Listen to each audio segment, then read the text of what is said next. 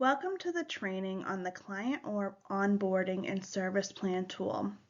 This tool is designed to streamline the process of accessing new clients, setting goals, determining service needs, and monitoring progress.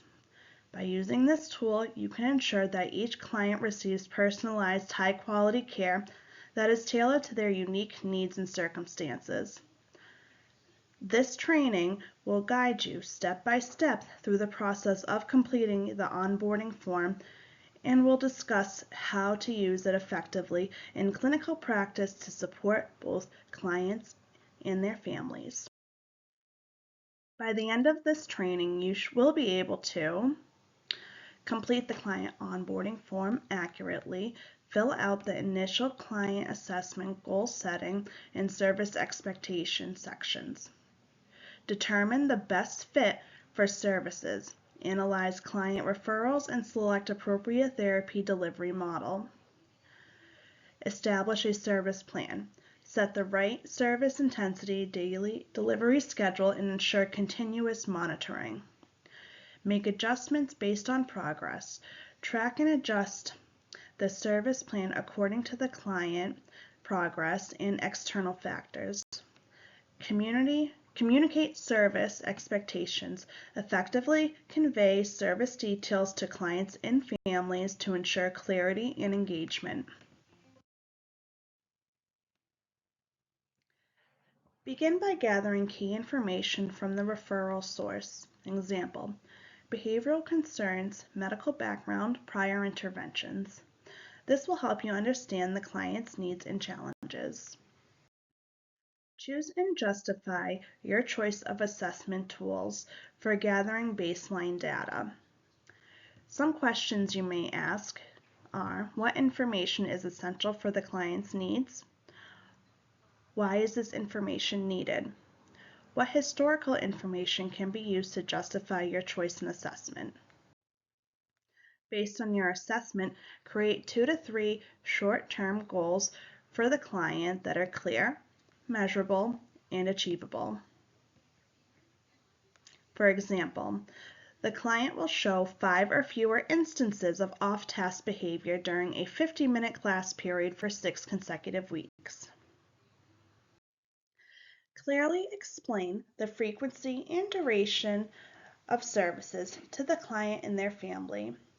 It's also important to let the parents know participation in the client's treatment is necessary.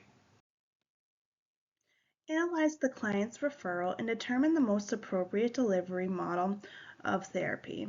Example, given the client's attention and self-regulation issues, individual therapy with a focus on cognitive behavioral strategies is the most appropriate option. Group therapy for social skills could be explored later as a secondary option.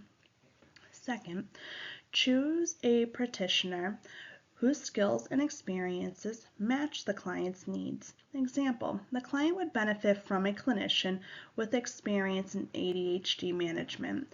BCBA Joan Hall is an ideal choice as she has expertise in cognitive behavioral therapy and experience with children diagnosed with ADHD. Evaluating service intensity. Decide how often and for how long the client will receive services based on their needs and available resources. For example, the client will receive 3 services 3 times per week for 60-minute sessions to address attention issues and behavioral control. Adjusting service plans. Track progress and adjust the service plan as needed. Example, if after 3 months the client shows significant improvement in attention, reduce services to twice a week. If the client struggles to meet goals, consider increasing the intensity or revising the goals. Progress monitoring. Establish metrics to track client progress, such as teacher reports, client self-reports, and regular assessments. Factors influencing service adjustments. Recognize external factors that might influence service delivery and make adjustments to maintain quality of care. Example: a parent's work schedule may interfere with check-ins. To address this, offer digital check-ins or adjust session times to better fit the family's availability. Best practices for using the client onboarding and service plan tool. Thorough client assessment. Be as detailed as possible when gathering information from the referral source to ensure accurate goal setting and appropriate service planning. Clear and measurable goals. Ensure all goals are specific, measurable, and achievable to allow for accurate tracking of progress. Regular monitoring and adjustment. Continuously monitor progress and be prepared to make timely adjustments to services based on how the client is responding. Clear communication with clients and families. Set clear expectations with families about the services, their roles, and the importance of their engagement in the process.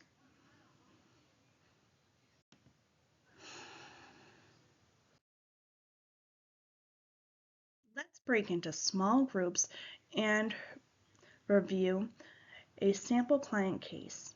Each group will complete the initial client assessment and select appropriate assessment tools. Develop 2 to 3 short-term goals for the client based on the assessments. Determine the best fit for the services. Example: individual versus group therapy. Establish a service delivery schedule and discuss how to adjust the service plan as progress is made. Afterwards, we'll regroup and share our findings. Here's a few questions to check your knowledge. The answers will be on the following slides. If you answered B for both questions, you are correct. To conclude, the client onboarding and service plan tool is a critical resource for establishing a solid foundation for each client's journey. By thoroughly assessing client needs, setting clear goals, choosing appropriate services, and tracking progress, you'll be able to deliver effective care and make the necessary adjustments along the way. Remember, communication with clients and their families is key to successful service delivery. For any additional questions or assistance with the tool, please refer to the user guide or contact your supervisor. Thank you.